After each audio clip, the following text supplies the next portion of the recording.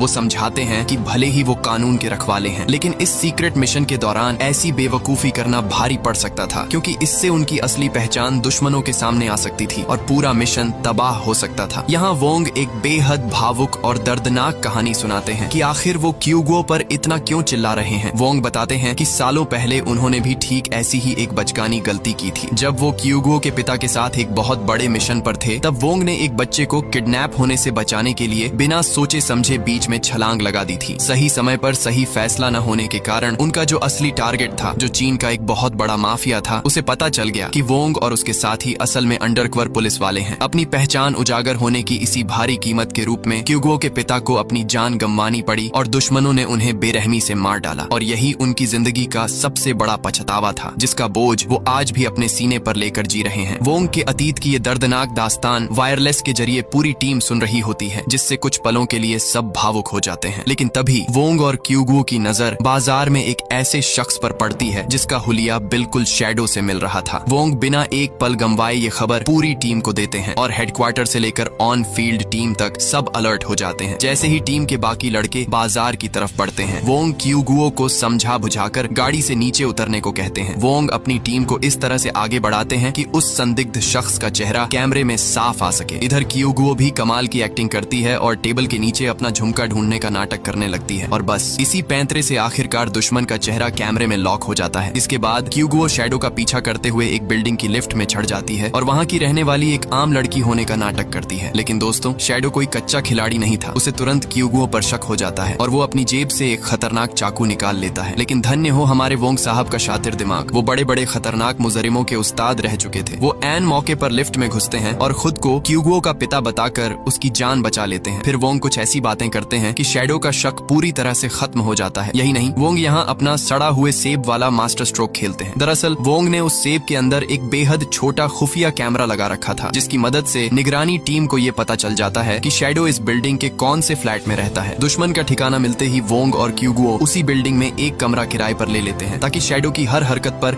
24 घंटे नजर रखी जा सके। बाकी टीम भी हाईटेक कैमरों की मदद से शैडो के कमरे के अंदर की एक एक गतिविधि को रिकॉर्ड